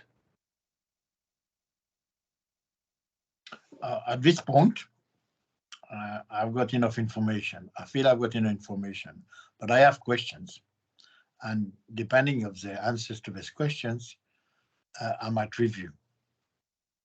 But at this point, I think I've got enough information. Councillor Thompson. Thanks, convener. There's a lot of information in there.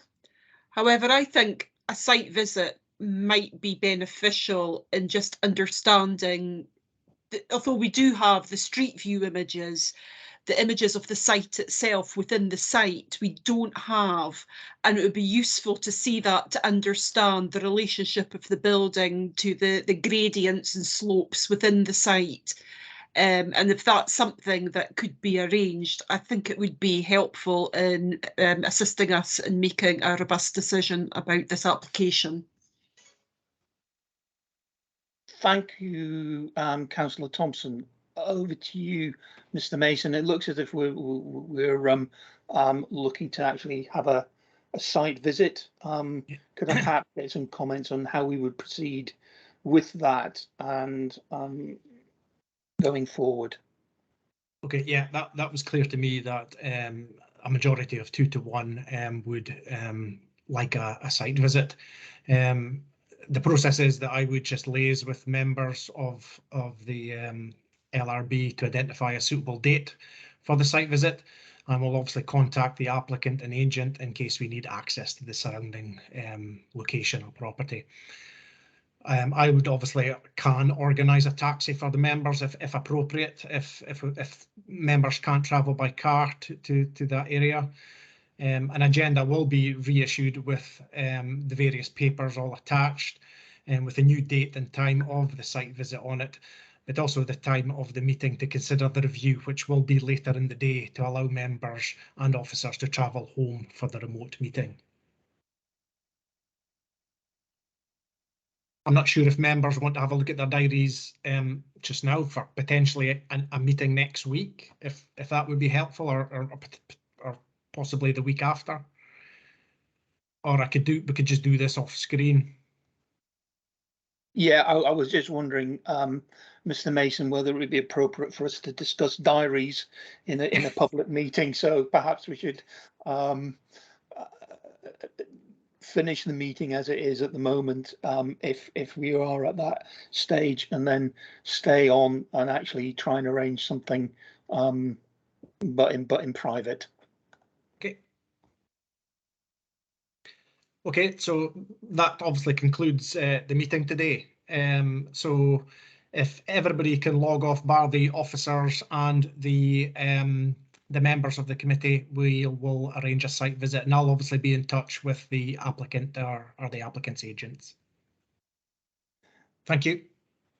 Thank you, Mr. Mason, and I'd just like to say thank you for the forbearance of everyone on the LRB this morning. It's I had it all planned out in my head, but it didn't quite actually work out the way I would have liked it. But we learn and we go forward.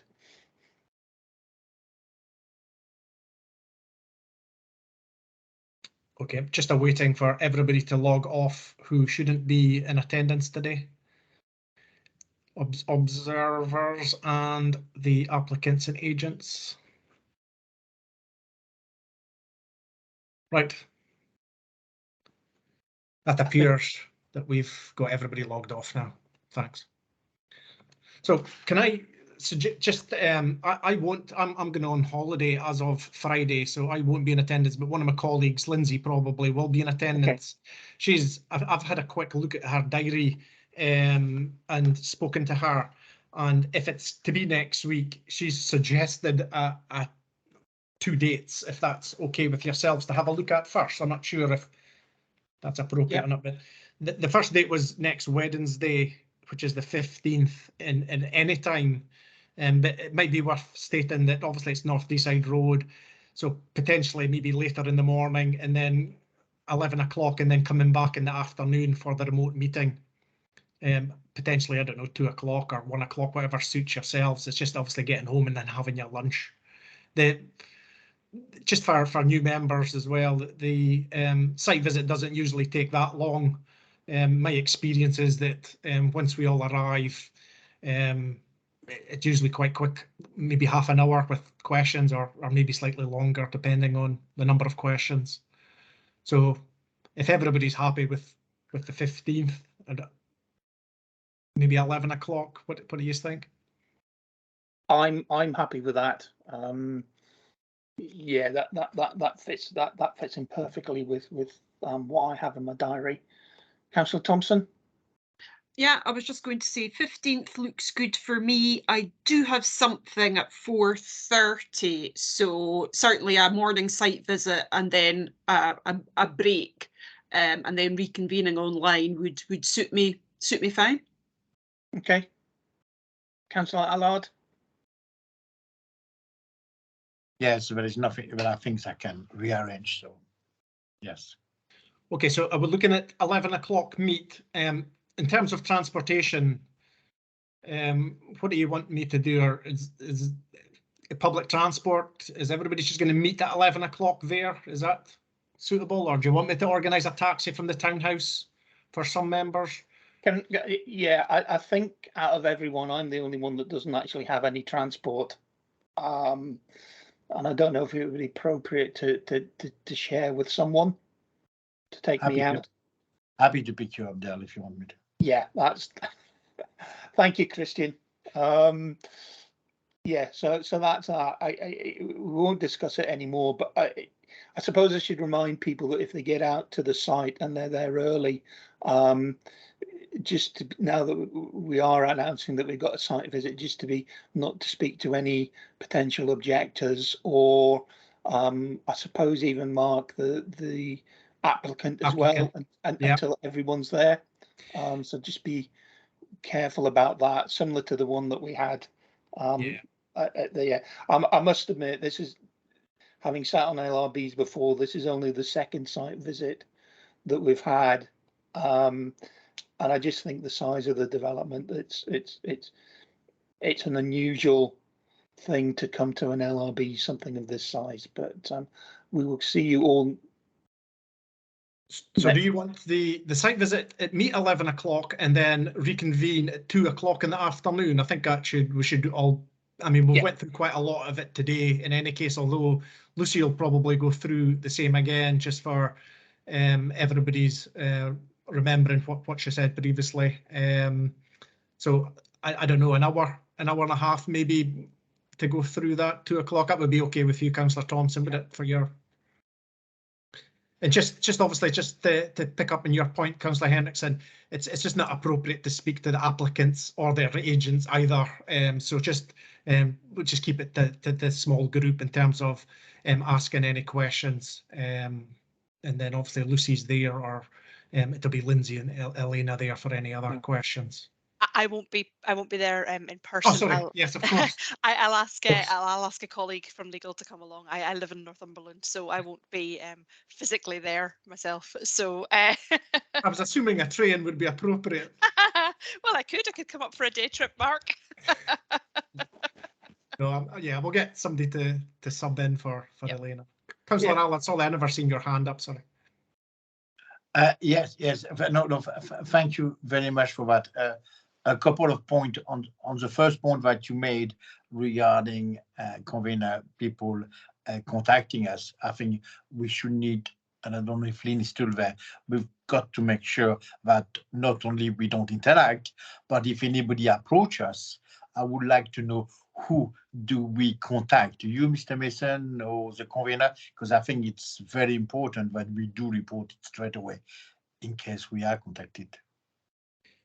I'm not sure if Elena wants to answer that question in terms of the sort of legal side of things, but I mean, you just don't, if anybody, I suppose, if anybody emails you, you just don't respond to that email, or you could send back a very brief email response. Elena could provide probably wording for that response, saying that you obviously can't communicate with him. Absolutely, yeah. If you are approached, Councillor Allard or any other councillor, you can certainly get in touch with me, and I can provide you with some wording just to say something very, very generic, like I'm unable to discuss the merits of the or to discuss the application with you, discuss the review with you. This is an ongoing matter. Something like that. Sorry, I didn't phrase it properly. My point is not that I don't mind not answering at all for something which is not appropriate. What I mind about it is that if an applicant or the agent are contacting us, that we are reporting it somehow, that somewhere that we've been contacted and we shouldn't have been contacted. I don't think you can really stop emails coming in, and No, even you. Yeah. Again, I don't want to stop anything. I don't think there's any particular procedure, Councillor Allard, for reporting it. If you want to report it, you could certainly report it to either myself in legal or to Mr. Masson there. We could take a record of it, but I don't think there is any such formal procedure for recording approaches by developers or applicants.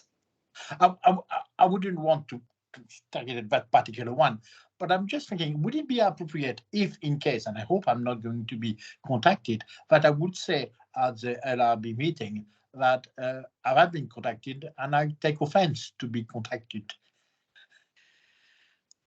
I think it would be difficult to say you take my perspective. I think it would be difficult to say you take offence at being contacted, because obviously you're there in a role as a councillor, but obviously in this particular matter, it's a quasi-judicial matter. You are a decision maker, and you obviously don't want to put yourself in a position where you are predetermining the matter or passing any judgment on it in advance of the actual determination of it. And I think if someone contacts you, as Mark says, either just ignore them or send just a very generic email back saying you're unable to enter into any discussions with them, as this is an ongoing matter for determination.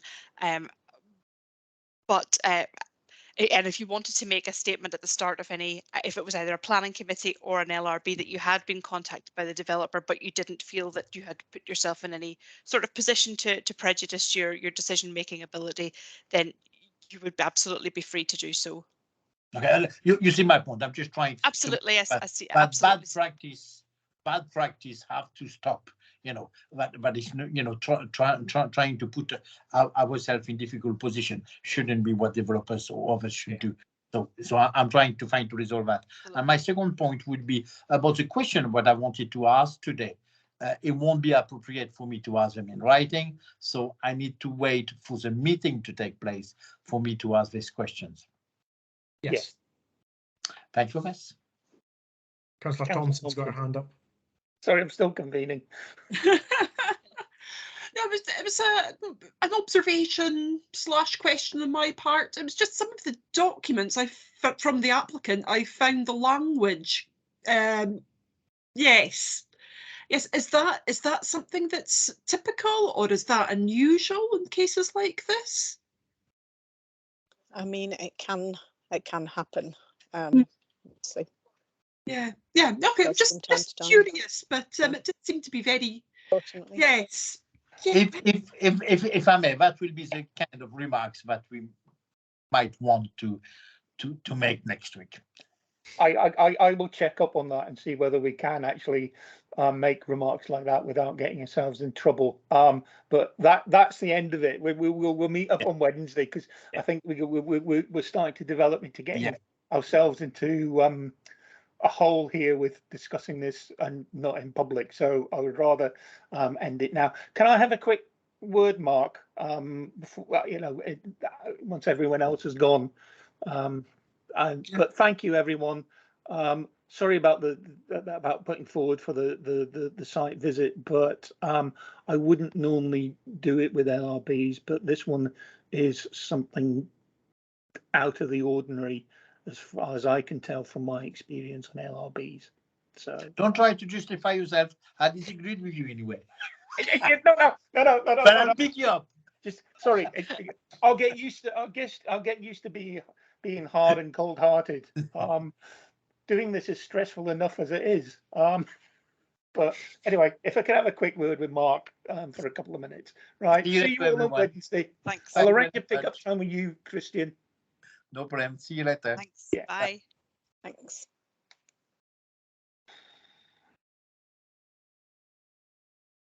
I just wondered if you could give me some pointers on how that went from my point of view. I'm keen to learn. No, that was fine. Obviously, you realised that at the time that you maybe skipped on a section Yeah, there, I did. you were maybe reading out the things that you shouldn't have read out there. I was trying to make it bold and obviously non-bold. But God, I mean, it was your first meeting, and I thought you did really well for your first meeting, and you'll learn a lot from that first meeting. Yeah, no, I do. I think I should have actually set out my case for the first one a little bit clearer. But I'll do that in the future. I don't think I was completely clear with that. And the second one, I was really confused by why we were getting that one. And when I looked down, I was expecting the officer's recommendation to be at the head of the paper, so I just read out the wrong one. Yes, I mean, it was very clear that you just read out the wrong information there, and you was just reading from there. But so it was fine, to be fair. I think yes, that first one in particular, I think we just need to be clear when they were speaking about adding conditions, and it was such a major condition. It was virtually a good percentage of the whole application. We should just be really considering the application with the information in front of us, and it's just the application we should be considering, and then conditions should only be just minor tweaks of an application. So I think that's maybe what you have in your head, just minor tweaks. I know it was because having been on other LRBs, there is a situation where sometimes we start putting in conditions and trying to resolve the issue. And I've been as guilty of that. And you said that at the license and training. Remember, you said that at license and training. Yeah. It's just one of those things. No, but if you think that went well, or okay, thanks, Mark, and thanks for your support. It's no problem. I think I actually find it easier when I'm actually in front of people than trying to do it on screen. But I like doing the LRBs on screen. So you thought that went okay? Yes. I would always, I mean, personally, when I would have you maybe do this anyway, but I would have the officer's recommendations in front of me, and I would be thinking, like, if I'm overturning these recommendations here, I'm basically, what I would be doing is basically just saying, so if officer's recommendation was to refuse for maths or design, I would be saying, if I was wanting to say, well, I don't think that's right, I would just be repeating what the officer recommend. If you wanted to overturn it, I would be repeating what the officer says, but just taking the negative and turning it into a positive. Oh, so okay. I would just be saying, so I don't think the maths and design. So basically what you're doing is overturning what the officer's recommendation is. I mean, you could either do that, or you could take what the review document says and just picking out the main points of the review document. So if because they're probably doing the same. I think if you look at theirs, they're picking at every single reason that the planning officer has refused it for, and they're just spinning it into a positive. So if you wanted to do that, if you want to pick out 2 or 3 and just say, well, the main things are that the mass of the development, you could be saying, oh, I don't think the mass of the development is as large or as bad as what the planning office. That's my way of thinking. If I was in your place, I would be thinking to just turn it in a negative into a positive if you want to overturn it. And then I wouldn't be, if you want to refuse it, if you just think, oh no, I just completely agree with the officer's recommendations, I wouldn't even be thinking, well, is there any conditions to turn this over? Because that's where we got to in the first one. We started to think, how could we resolve this? I would just be sticking with, look, they need to submit in a new application, and just let them submit an application and just say, I'm refusing what we've got in front of us. And then if they want to review that by submitting another application, then let them do that. No, that's a good point. I think I remember at the last LRB that I was on, about the curbs and everything. Yes. But at some point we were starting to go and look to resolve, to change the application what's before us, and that's not your job to do that. Yes. Yeah, I mean, if I start doing that in the future, I don't know if you can send me a text message on my phone or something to tell me to stop it. Well, I did put a chat message to you there. Yeah, no, that's fine. Thanks, Mark. Just one other thing about next week. I think what might be helpful will be to have printouts of this, printouts of various, maybe A3 site plans and all the rest of it, so we can actually relate. I don't know if that's. I think Lucy had them on her iPad. I think she took her iPad or something along with her last time, and then and then let you see the iPad with all those documents attached, rather than, I don't know if they do that anymore. Do they actually do physical plans and things like that? Maybe they still do. Maybe it's part of the. I was thinking of it. I think at the last LRB that we had, we actually had just A4. Right. Bits just printed out of the things rather than trying to get around the screen just to put things in context. I mean, well, that's just me because I come from a. Yes. So I think Shosin did. Yeah. Okay, I'll just liaise with Lucy, because I was going to speak to her in any case. So I'll liaise with Lucy about that. But I think the document that was omitted wasn't in the folder, which I just to let you know, my process is that planning put all these documents that they think should be on the agenda in a folder, because it's not up to me to determine what should be on the agenda and what shouldn't. It's up to planning to do that, and that document was omitted. But I mean, I just took responsibility, saying it was an admin error and I never loaded it up. But I'm not pointing a finger. Try not to point the finger at. But I don't have a problem with that at all. These things happen. I hope you don't mind, Councillor Allard, asking for an explanation. No, but, that's fine. It was no fine. Thank you for your help today. No bother. I'm going to go and have a lie down. Possibly a large can of beer, I think. But thank you for It'll probably never be as bad as that for you. Well, looking at the 3 of them, the first one I was relatively okay, because I've dealt with those in the past. Yes. But it was just nervousness of being right at the beginning. The second one was something that I've not come across, a change in the recommendation. And then this one, I'll be perfectly frank, I don't think things like this should come to an LRB. I think it Yeah. should go to the full planning committee, because they're too big to Yeah. put responsibility For, on for three top of members, I know. 3 members. But there's not a way we could do that. Yeah. I suppose I didn't realise that Councillor Clark, I mean, obviously, not sure of the process in terms of we put this in their diaries and then ask for availability. But so know that she, because Councillor, funnily enough, Avril Mackenzie, Councillor Mackenzie said the same thing. I mean, she's been doing it for a whole, but she keeps saying the same thing. So we keep repeating the same to Councillor Mackenzie. But she says, oh, I was quite happy to do it. So we could have potentially had 5 members there. Yeah, I actually, I mean, I think if you remember, well, at the last LRB body, I got really confused because there was lots of emails about people cancelling and not being splitting it and all the rest of it, and I just got confused.